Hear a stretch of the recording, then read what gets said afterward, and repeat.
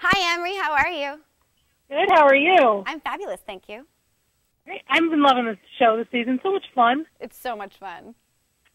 What can you right off the bat, what can you tease for us about what we're going to see in the next new episode kind of related to Thanksgiving? Well, Chloe hates Thanksgiving because she thinks it's just a fake holiday where everyone's nice to each other, but they're not genuine, and everyone wears Uggs. So it's against everything she stands for.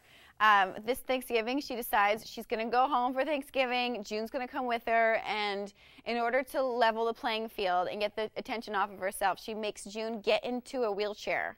And it's just ridiculous fun. Chloe has such an interesting dynamic with her parents, and it's laugh out loud funny, I promise. I think it's fun that we've seen June kind of interact with her parents too, so I'm sure there's some kind of explosive Thanksgiving excitement. It's explosive. That's exactly what it is. It's just ridiculous. June kind of jumps in and goes along with it and pretends to be in this wheelchair, and then I decide to out her and and tell everyone that she's ruined Thanksgiving by lying and saying she needs a wheelchair. And then they give me money. It brings up a question that I've asked a lot of people. What line won't Chloe cross? Do you think there is something, a line that she says, this is not something I'm going to do, or does she just do whatever she wants? She does whatever she wants, but I do think she has a heart of gold, and she is a good friend at the end of the day, even though she's got a screw loose and she's has mental problems. I think she'll do anything for her friends. And one of the questions that I thought of was, how do you play a character like this, who clearly if somebody else was playing, if it was played in a different way, it could just be evil? But how do you approach playing a character so she's still relatable and lovable? I just try to make her a little light on her feet, and I try to make everything fun and fabulous. She's a fabulous bee. You can't just have like an evil bitch. You can't. But I think, that's the key, keeping her light and keeping it fun, and I bring a bit of myself to it. I'm very girly, and I think that helps balance out the evil.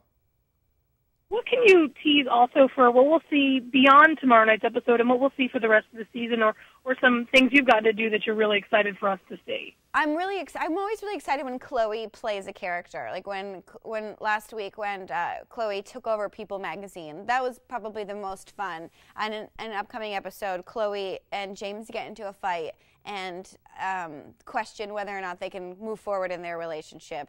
And she hits rock bottom, and her rock bottom is getting a job at Verizon. So she gets a job at a phone store, and because she doesn't have money and she doesn't have James to foot the bill, so she gets a job and ends up loving it. Full-on uniform, got the cell phone in the holster. It was so much fun to play that, and she loves it.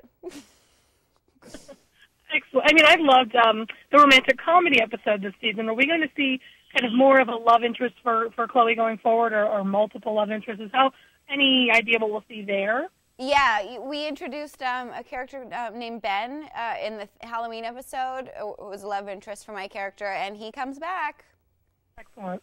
And I just had one last question. I wanted to hear a little bit about how you got involved with the Blue Tie Blue Jean Ball and for next week, and how you got involved with Autism Speaks. I've been working this whole year, actually, with Autism Speaks, with my girlfriends. We put together a group called the Alexandras. My best friend in the world, her little sister, is affected by autism. So it's something that it's important to get involved and raise awareness and give back when you have a platform, and I've been fortunate enough to have.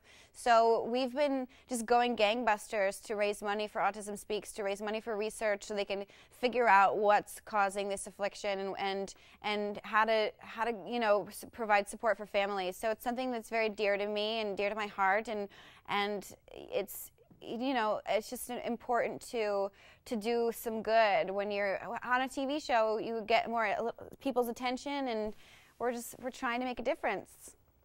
Excellent. Well, thank you so much for chatting today, and good luck with the future of the show. Thank you so much. Bye-bye.